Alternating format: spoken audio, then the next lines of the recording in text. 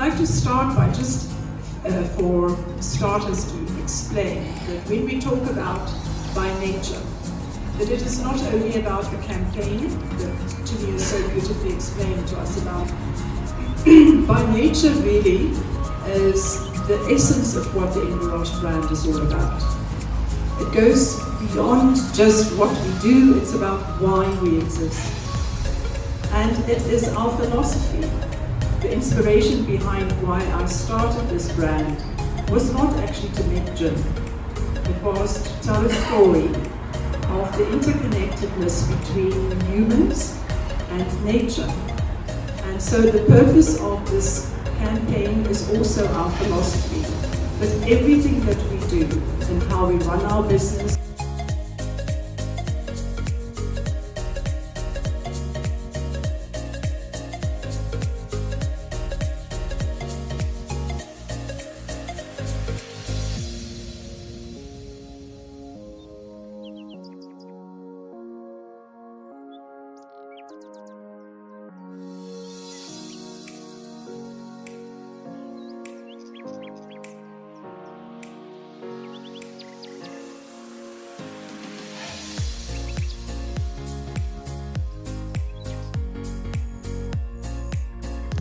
I started Inverroche with the purpose of sharing the story of humanity's origins at the southern tip of Africa as a result of our close connections through antiquity to nature and the wonderful heritage that we still have in the shape and form of the Cape Floral Kingdom, which exists only because humans cared for this. They were the custodians for 150,000 years.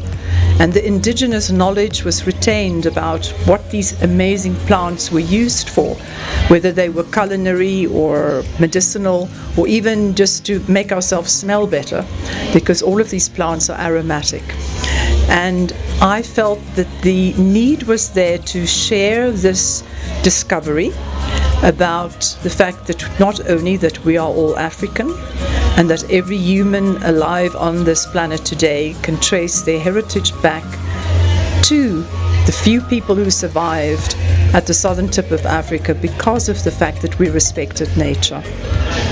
And so that's why I decided to find a way of including these botanicals, which was such a critical component of our survival story, in a product that can be shared and that would create opportunities for people to start talking about not only experience a wonderful tasting gin, but also to talk about what's in the gin and why it matters. Well, let's start off with why I decided gin. I did, however, and it's worth noting, actually started out with the idea of making perfume because of the aromatic, components that by definition defines the fynbos biome. But I like gin, so I think that might have had something to do with it. Is that your choice of drink? It has been, for a very long time, so I'm sure that had an impact on it. But really at the heart of it, the reason I decided to make gin is because it is a luxury product that can sit on a shelf anywhere, hopefully in the world, and speak about who we are as Africans now, as a luxury product that is infused with history. But the only reason why gin succeeded is because gin is essentially, at its heart, a neutral spirit. It's vodka. And it is created, the flavors that we get out of gin comes from plants that are infused in a secondary process into a clear alcohol. So it really gave me the opportunity to paint with flavors on a blank canvas and explore all these unbelievable, diverse range of culinary plants and medicinal plants that we now use to flavor our gins. Well, the fynbos biome clearly is the heart of our product and is the vehicle through which I am able to share the story of our common origins. And the fynbos biome is very unique It doesn't exist anywhere else in the world. Over 2,000 plants in our immediate vicinity, and more than 9,000 in total make up this rich biome. And these plants in the Cape Floral Kingdom are predominantly pollinated through small insects and not really only honeybees. And so the reality is that we are totally dependent on predominantly solitary bees, of which there are, as you've just said, more than 1,000 that work really hard to, and many of them are linked specifically, a bee to a specific plant for survival, to make sure that we have gin. I think, does that make sense? Absolutely. Well, first of all, I would like to use this opportunity of having created packaging specifically designed for the little solitary bees, and I've said this as well, that most of all of the bees that nest are female, so in essence they're single parents, single moms, and we've been eradicating their natural habitat for centuries through cultivation and agricultural practices and building houses, and it's therefore, I believe, we need to pay it forward to give back to nature what they give to us. So I'm creating homes for them, and so I'm hoping that the future for not only this project but for people enjoying Inverroche is to take the opportunity to get your own B&B hotel, put it up in your garden, and get back in touch with nature in its fullest form. See how the bees come and move in, welcome your guests. And now's the time, especially because they nesting in springtime. Here for a greater purpose. I know everybody loves the Inverroche gins, but it's also quite nice when you are consuming something with a bigger purpose. And Lord knows, actually, marketing has always been in the background. It's just like I never spoke about it. I mean, I studied marketing communications at the University of Johannesburg, and I've graduated, so I've done my bit. And I mean, I started obviously in broadcasting because I mean that kicked off my career at the age of 15. And then I think just slowly but surely finding my way as an adult into the world, I had to obviously have a backup plan, because that's what they always say, be in media but always have a backup plan.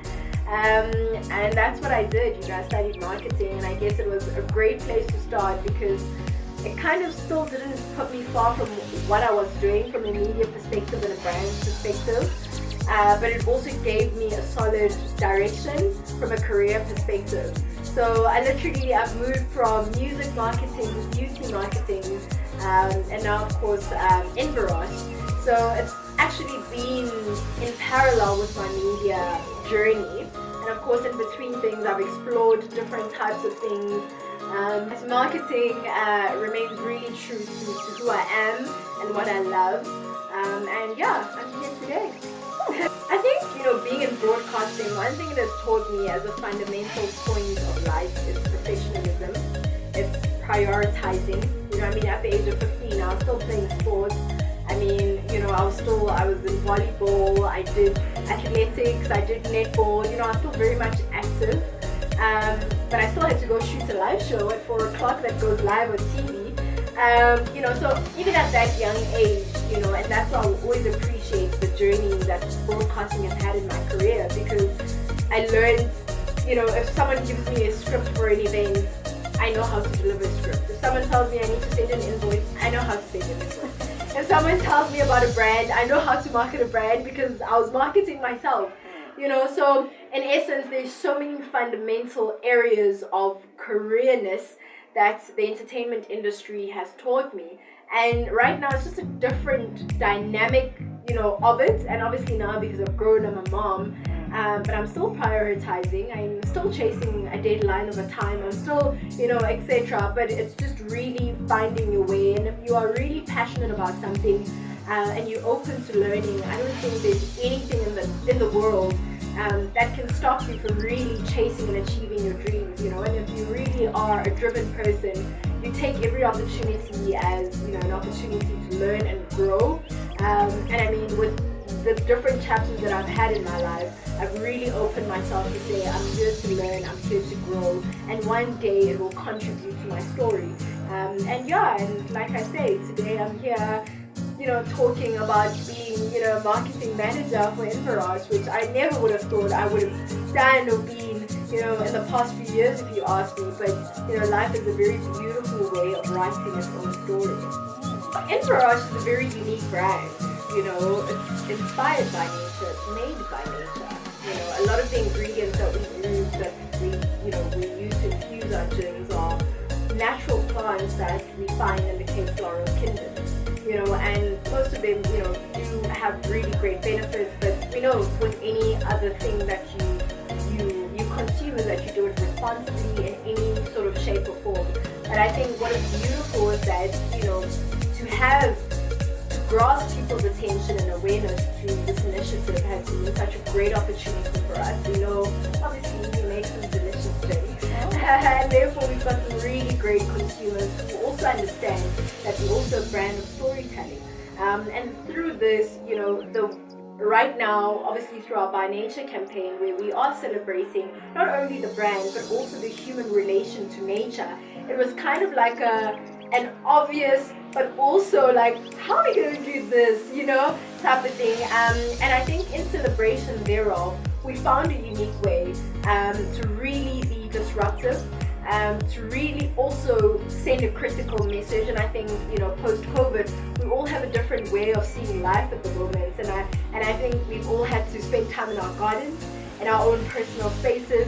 And what's nice about it is that it came at the right time, where people are hungry for different types of knowledge, something that is more purposeful, something that they can contribute to. And that's exactly what the B&B campaign is that, while you're enjoying your favorite classic gin, you also get to do something that is conscious, something that positively contributes to the ecosystem, but also teaches you something, for the fact that, you're able to actually assemble your own beef hotel. You don't just buy it online. It comes beautifully packaged in a classic gin, but you actually get to play a part. You get to build your own beef hotel, you get to put it up, and you get to see the action happen with the solitary bees. And as we know, like a lot of people obviously know honeybees and not so much as solitary bees, but to even create that awareness around, these little creatures, to say they do exist, they play an important role, and this is how you can contribute.